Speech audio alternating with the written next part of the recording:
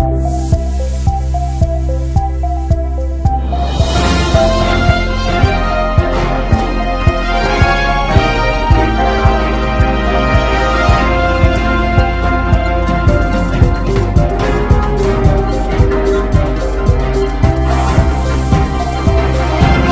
हिंद, मैं हूं नवेद खान। आप देख रहे हैं channel TV live web news और आपका फेवरेट शो खास मेहमान। दोस्तों, आज के मेरे खास मेहमान बहुत ख़ास हैं, बहुत फेमस हैं हमारे पूरे मेरठ के अंदर। एक रेपुटेड स्कूल में प्रिंसिपल हैं। प्रिंसिपल होने के अलावा ही is a very good person. Well, आज के मेरे खास मेहमान हैं Prem Mehta sir.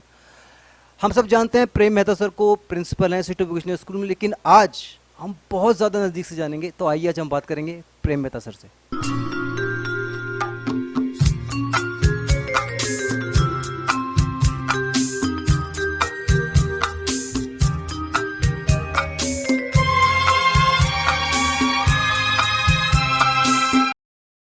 Sir, welcome to this show channel N पर। आज आप हमारे खास मेहमान हैं।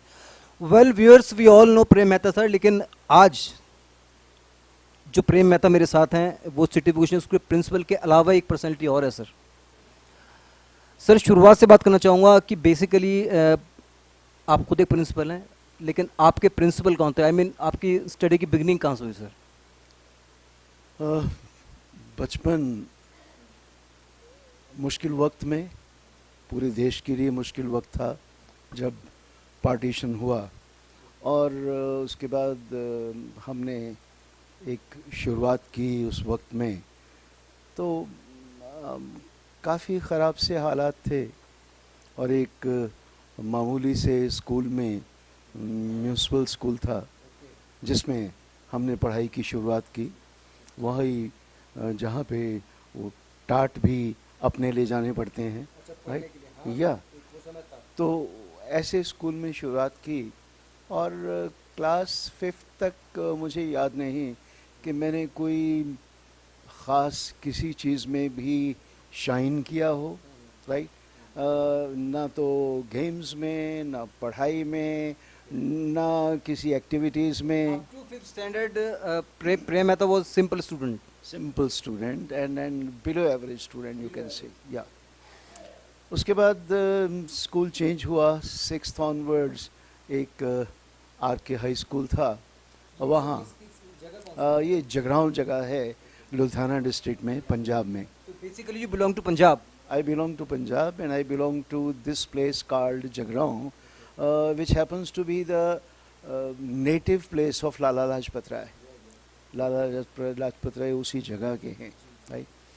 तो वो जो आर.के. हाई स्कूल था वो भी उनके उन्हीं ये लाजपत राय की फैमिली से ही ताल्लुक़ रखता था। उस स्कूल से मैंने 6th क्लास शुरू की, और फिर 6th में भी ऑर्डिनरी था। 7th ऑनवर्ड्स मुझे लगता है कि थोड़ा सा मुझ में चेंज आना शुरू हुआ। वो क्या चेंज था सर? क्या पहला चेंज क्या था? सबसे पहला चेंज मैंने महसूस किया कि पढ़ाई में मुझे बातें समझ आने लगी, अपना माइंड यूज़ करने लगा, और कुछ मुझे जब कोई एक्टिविटी, कल्चरल एक्टिविटी देखता था तो मुझे लगता था कि मुझे भी वहाँ होना चाहिए, जबकि मैं था नहीं।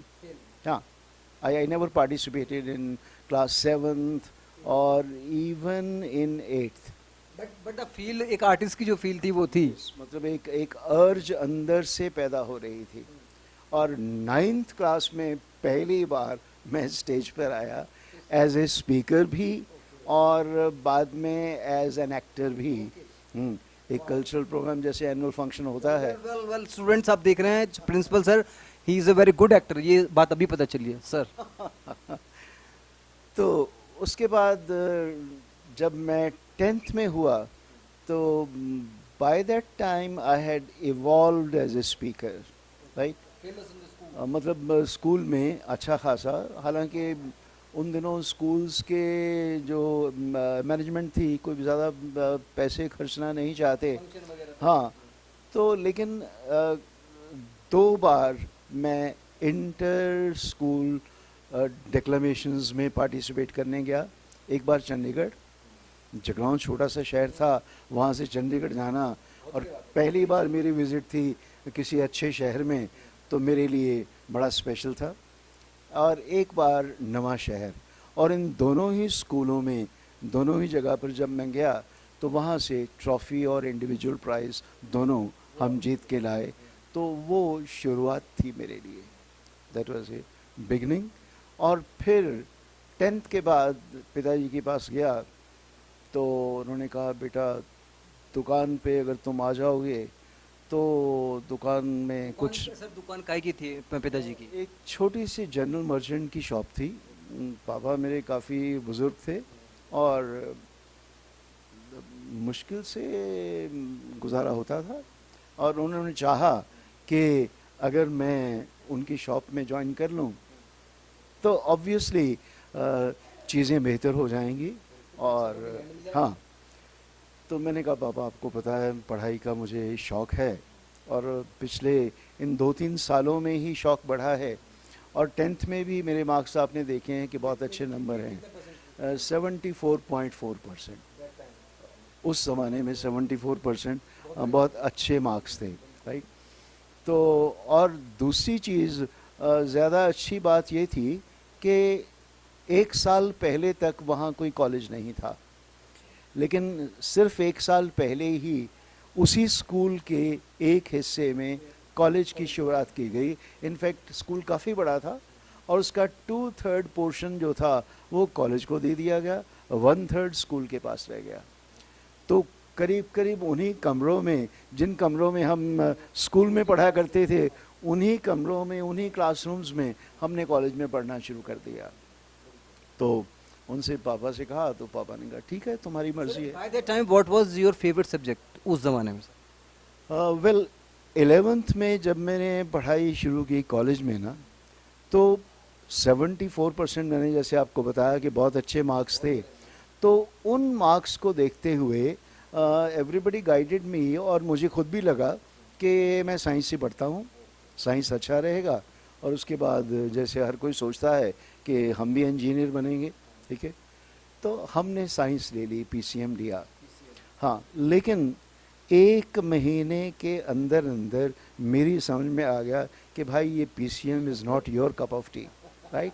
हाँ, और फिर मैं गया भी एक बार अपने टीचर्स के पास कि can I change the subjects now? No, you can not change now. हाँ, अब कुछ नहीं हो सकता, अब तो ये भुगतना, 1 साल भुगतना पड़ेगा। तो खुदा खुदा करके मैंने वो साल निपटाया, और उसके बाद फिर साल बाद मैं पिताजी के पास गया कि पापा मुझे साइंस छोड़नी है। तो उन्होंने पूछा कि तो फिर क्या बनना चाहते हो, क्या करना है लाइफ में?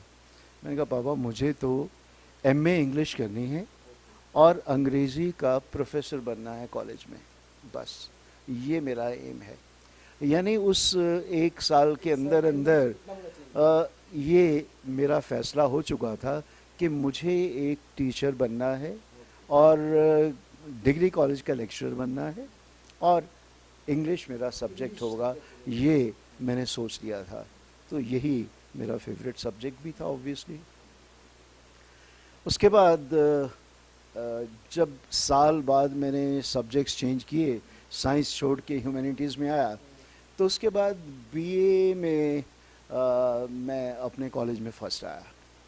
हालांकि कोई मार्क्स उन दिनों इतने मार्क्स नहीं आया करते थे, बहुत कम मार्क्स आते थे, लेकिन कॉलेज में, अपने कॉलेज में मैं फर्स्ट था। उसके बाद एज डिसाइडेड, तो फिर गया पापा जी के पास कि पापा अब एमए करनी है इंग्लिश में। हाँ, तो एमए के लिए वहाँ अपने शहर में तो स्कोप था नहीं, तो जगराहों के बहुत नज़दीक था लुधियाना। तो पापा ने कहा तो लुधियाना में एडमिशन ले लो, और आसान है, नज़दीक है, और तुम रोज़ ट्रेन से जा सकते हो। हाँ, अप डाउन पास बनवा लो तो बड़ा आराम से पढ़ाई हो जाएगी। मैंने कहा, पापा अगर पास बनवा के रोज़ सफ़र करूँगा तो वो आधा दिन तो बीत जाएगा गाड़ियों के इंतज़ार में, राइट, और पढ़ाई कब होगी?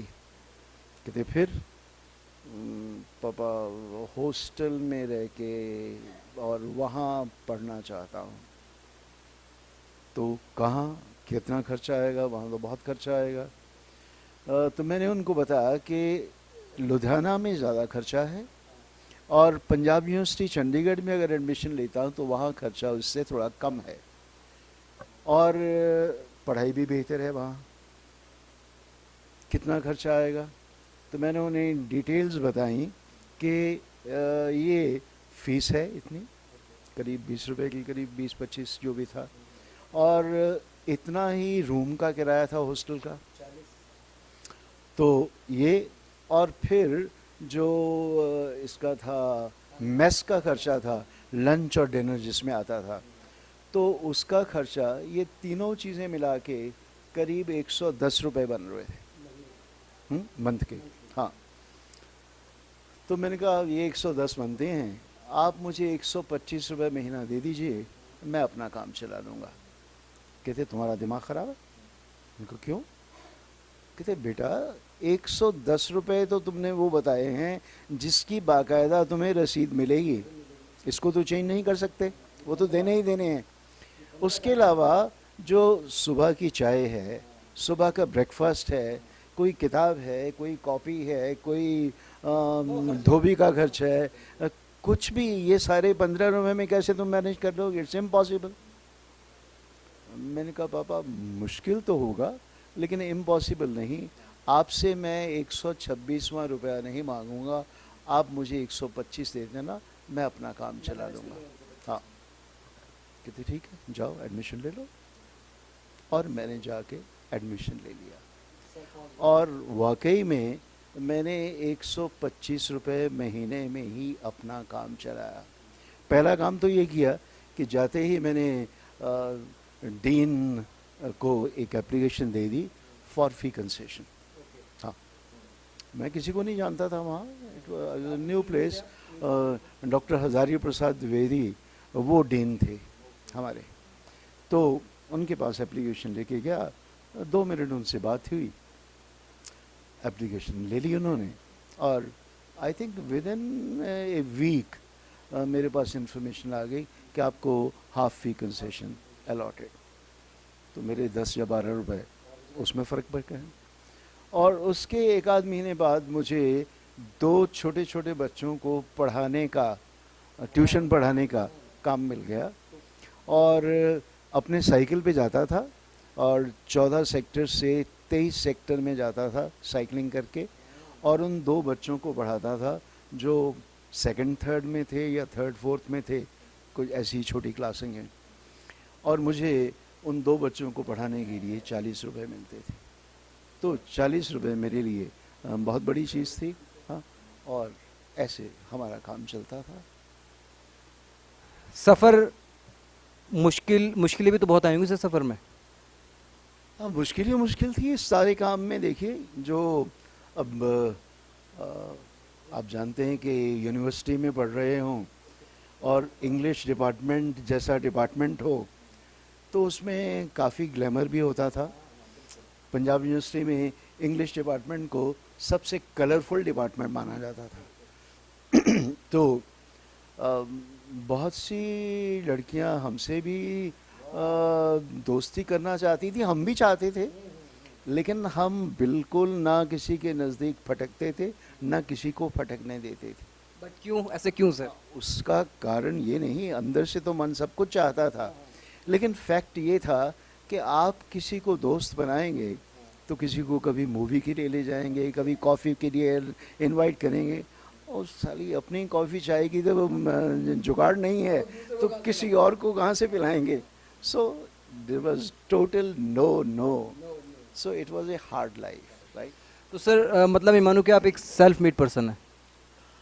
वेल, ये शब्द मैं कभी यूज़ नहीं करूँगा, क्योंकि अगर मैंने ये कह दिया नावेद कि मैं सेल्फ मेड इंसान हूँ, तो ऊपर बैठा जो खुदा, परमात्मा, गॉड जो भी है, वो बड़ी हिकारत से देखेगा मुझे कि अरे मैं तो अपने हाथों से तुम्हें तराशता रहा और आज तुम कह रहे हो मैं सेल्फ मेड इंसान हूँ। मैं तो परमात्मा का तराशा हुआ, खुदा का तराशा हुआ, उस गॉड का तराशा हुआ इंसान हूँ। He was kind, God has been very kind Naved, really. परमात्मा की बहुत बहुत ग्रेस रही है और शायद यही वजह है कि मैं ज़िंदगी में कुछ बन पाया।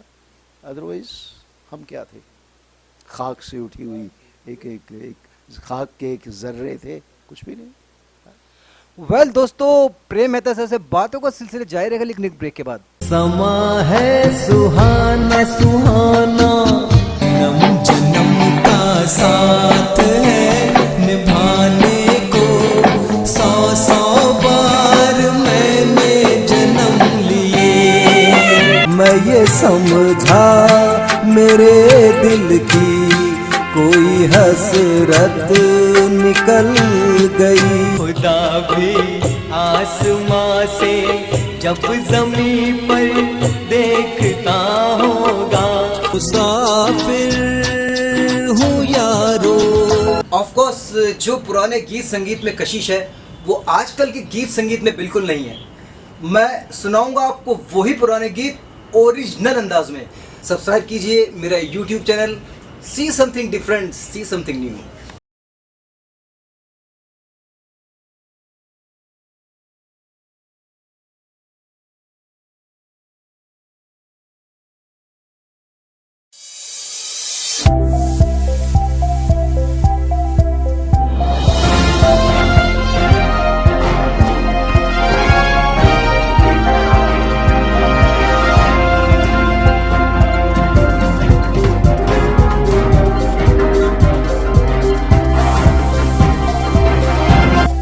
Welcome back after break. You are watching channel in TV live web news. मैं हूं नवेद खान और आज मेरे खास मेहमान हैं Prem Mehta sir. Now he is in city vocational. Sir, break पे जाने से पहले हम बात कर रहे थे आपके स्टूडेंट लाइफ की। आपने बताया कि आपका फ़लसफ़ा कि सेल्फ मेड नथिंग, जो कुछ है भगवान के हाथ में है।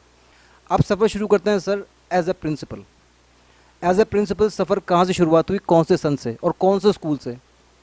पहले तो एज टीचर मैं बताऊं कि जिस कॉलेज से मैंने बीए किया था उसी कॉलेज में मेरी पहली जॉब थी एज लेक्चरर, राइट। और बस अपने एमए के एग्ज़ाम दे के आया था अपने शहर में, तो एक दिन अपने कॉलेज में चले गए विज़िट करने, जैसे होता ही है, यू फील लाइक गोइंग। तो वहाँ अपने टीचर्स से मिले। इतने में प्रिंसिपल साहब आ रहे थे उधर से, वही प्रिंसिपल थे जो एज ए स्टूडेंट हमारे प्रिंसिपल थे। तो उन्होंने पूछा, और बेटा कैसे हो प्रेम? मैंने कहा बिल्कुल ठीक। क्या हो रहा है आजकल? बस सर इंतज़ार हो रहा है रिज़ल्ट का, रिज़ल्ट आएगा तो देखते हैं। और कैसे एग्ज़ाम रहे, सेकंड डिवीज़न आ जाएगी? मैंने कहा हाँ आ जाएगी, कल से ज्वाइन कर लो। हाँ, ये मेरी इंटरव्यू थी और बिना किसी इंटरव्यू के, बिना किसी सवाल जवाब के, सिर्फ एक कंडीशन पर कि कल को जब रिज़ल्ट आता है तो तुम्हारी सेकंड डिवीज़न होनी ज़रूरी है, राइट। अगर नहीं होगी तो बाय बाय, और अगर होगी तो you continue, right. And that is how I joined. Result क्या रहा? रिजल्ट यही रहा कि I continued for 1 year there, right.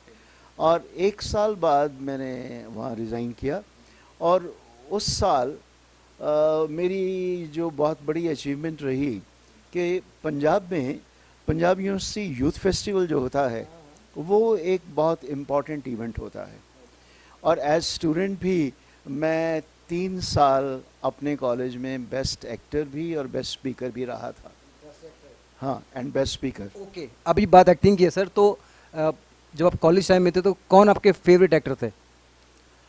Film actor, films में उन दिनों आई थिंक जब हम पढ़ा करते थे तो ये जो जैसे आजकल खान तिकड़ी है, उसी तरह हमारे ज़माने में भी एक ट्रायम्वेट होती थी, दिलीप कुमार, राज कपूर और Devanand. But who is your favourite?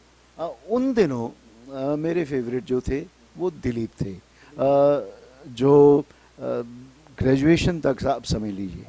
और उसके बाद धीरे धीरे उसकी जो पुरानी फिल्में थी देव की, वो मुझे ज़्यादा पसंद आने लगी। और राज मुझे एज डायरेक्टर एंड प्रोड्यूसर वो ज़्यादा बेहतर लगते थे। So I loved Raj Kapoor as a producer director, right. And I loved Dilip as a legend, as a great actor, and Dev was a debonair whose movies and the music of his movies, particularly S.D. Burman, right? तो S D Burman का संगीत मुझे उनकी फिल्मों में, ख़ास तौर पे उसकी जो ब्लैक एंड वाइट मूवीज़ थी, उसमें बहुत प्यारा लगता था। And sir, who is your favourite film actress? Actress उन दिनों मुझे याद है कि आई थिंक हमारे ज़माने के जितने भी लोग थे उन सब की फेवरेट मधुबाला होती थी, राइट? तो Madhubala, Nutan, right, they this were the two ladies I liked. उसके बाद एक वक्त आया जब Rekha used to be, right, बस ऐसे ही। तो एक अलग सवाल मैं करना चाहूँगा सर, ज़िंदगी जीने का क्या फ़लसफ़ा है आपका, या ज़िंदगी क्या है? अगर कोई पर्सनल एंथम बनाना हो तो मेरा पर्सनल एंथम होगा, किसी की मुस्कुराहटों पे हो निसार, किसी का दर्द मिल सके तो ले उधार, किसी के वास्ते हो तेरे दिल में प्यार, जीना इसी का नाम है। सर, बहुत सारे लोग आपको टीवी पे देख रहे हैं, स्टूडेंट्स, और कहीं ना कहीं आप बहुत से स्टूडेंट्स का प्रेरणा स्रोत भी हैं, मतलब जो कि want to be teacher, lecturer और प्रिंसिपल, वो कहीं ना कहीं चाहते हैं कि हम प्रेम मेहता सर की तरह बने। तो सर, उनको आप क्या संदेश देना चाहेंगे चैनल पर? हाँ, वेल, स्टूडेंट्स के लिए तो एक बात कहना चाहूँगा कि अपनी ज़िंदगी का मकसद जो है वो ज़रूर सामने रखें, राइट? और मकसद में सिर्फ मटेरियल चीज़ें सामने मत रखिए। ये मत सोचिए कि आपका पे पैकेट बड़ा होगा तो आप ज़्यादा सक्सेसफुल हैं। नो, आप उतने ही सक्सेसफुल हैं जितने आप खुश हैं, संतुष्ट हैं। If you are happy, if you are satisfied, if there is peace in your mind, then you are a successful person, सफल इंसान है। और अगर वो पीस नहीं है तो आपकी तनख्वाह 2 लाख रुपए महीना भी हो, क्या फ़ायदा? हर वक्त आपके सर पे एक तलवार लटक रही हो कि मुझे ये फाइल बॉस को 2 बजे देनी है, ये काम जो है इतने बजे निपटाना है, ये काम इतने बजे, और ये भी हुआ नहीं, और रात भर आपको नींद नहीं आए। What's the use? You need to understand this. तो ये मैं चाहता हूँ कि आज के बच्चे ये समझें कि लाइफ एंजॉय करो, लेकिन एंजॉय का मतलब सिर्फ फन नहीं है, सिर्फ वो मस्ती जिसमें कोई आंतरिक सुख ना हो, वो नहीं है। कहीं अंदर से आप खुश हों, संतुष्ट हों, राइट? और अपने इर्द गिर्द जो लोग हैं, अपना परिवार है, आपके माँ बाप हैं, बड़े हैं, आपका परिवार है, कल को और आपका एक्सटेंडेड परिवार होगा, आपकी वाइफ, बच्चे होंगे, राइट? तो उन सब में आप खुशी बांट सकें, उन्हें एक अच्छी ज़िंदगी दे सकें और उन्हें कुछ वैल्यूज़ दे सकें, तो मैं समझता हूँ आप सबसे सफल इंसान होंगे। Well, thank you so much sir. Channel and TV live web news से बहुत बहुत धन्यवाद, आपने इतना कीमती समय दिया। वेल दोस्तों, खास मेहमान में आज बस इतना ही। कल मैं नवेद खान एक और खास मेहमान साहब की मुलाकात कराऊंगा। जब तक ठीक है।